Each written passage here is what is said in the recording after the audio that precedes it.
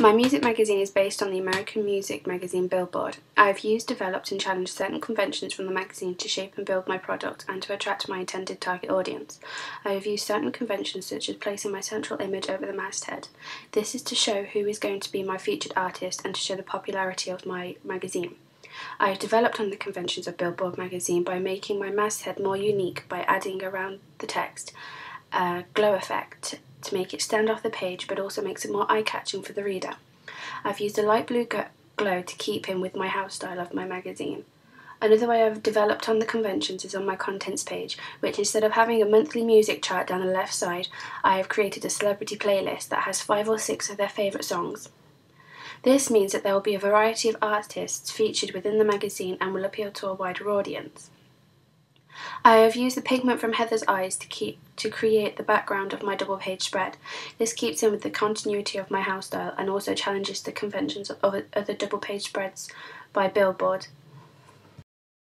My music magazine represents teenage females and some teenage males, as the genre of my magazine is very eclectic, as the music ranges from pop rock to indie to country. This means that a variety of girls will read it, as there is a story or information aimed at each social group.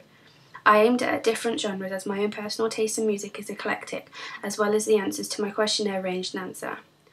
I think that my magazine would interest fun, happy people who love music, as it appeals to everyone and keeps up to date on music that they love.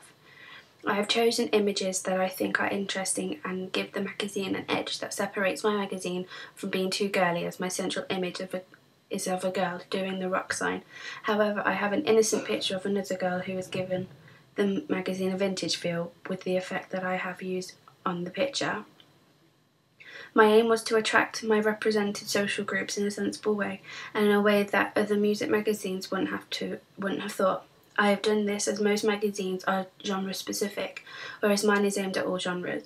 I also use language that teenagers can relate to and slang words that they would specifically understand. Another way my magazine represents the social groups I've aimed it at is the colour scheme, as they are fun, colourful and are seen as more teenage colours, as they can be seen as useful and innocent, whereas the colours used on Billboard magazine are very steely, as they have used silver, grey, making it more cutting edge chic than bubbly and electric. They have also used red colour, which can be seen as angry and violent, whereas the turquoise and the light purple in my magazine give it a light-hearted feel. 2 of the media institutions that might distribute my magazine would be IPC and Bauer. They could both distribute my magazine, but I would choose IPC as the other magazines they are distributing already have a wider audience across the UK. IPC has more magazines that my audience would be attracted to, as IPC's magazines include Look, Marie Claire, which are both fashion magazines with high sales, and IPC also produces Enemy, which is one of the most successful music magazines in the UK. However, Bauer has access to other forms of music such as Kiss radio station, the Box Music programme TV station. This means that Bauer could open up a lot of opportunities for magazines to get publicised, and is also a way to reach my target audience, as they are targeted to the genres featured in my magazine. I think that my target audiences are females and males between the ages of 13 and 20 to 21 years of age, who have the eccentric and eclectic taste and want to know what's new and different within all the different genres.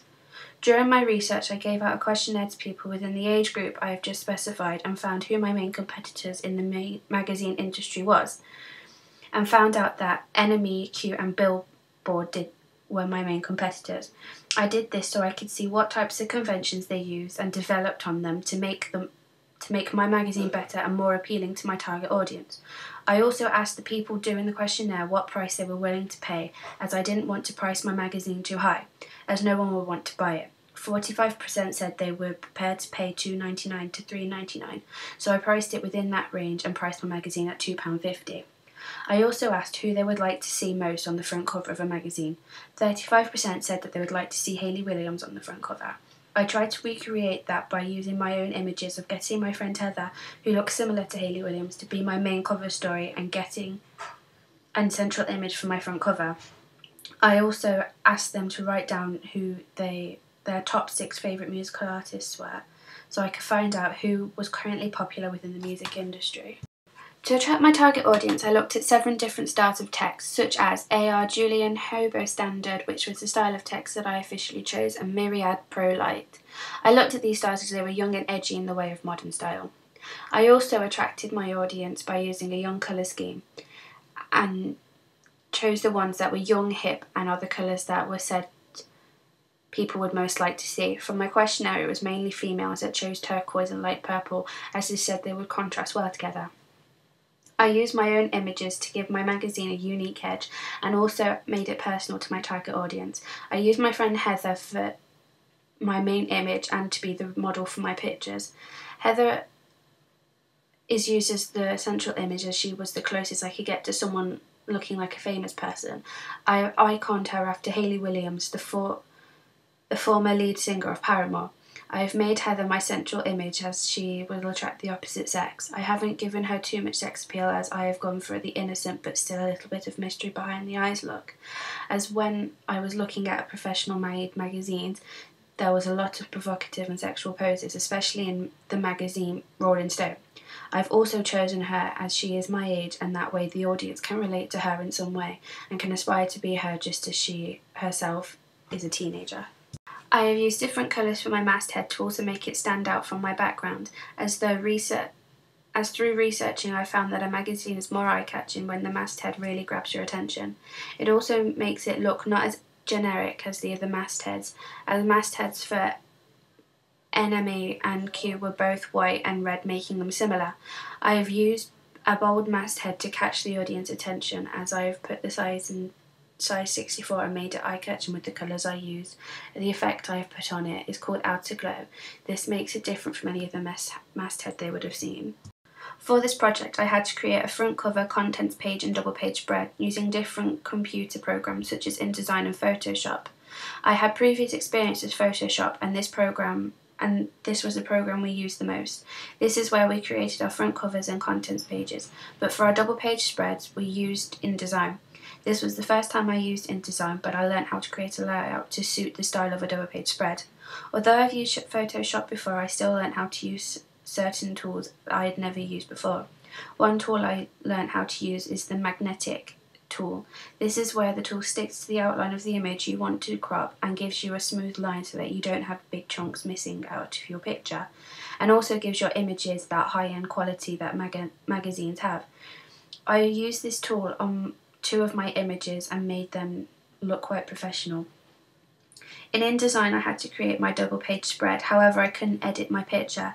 I didn't use InDesign too much as the program was still fairly new to me. We had the option of using InDesign to create our contents page as well as the double page spread. To create my media products we used Apple Mac computers as well as Apple Mac Pro books, laptops.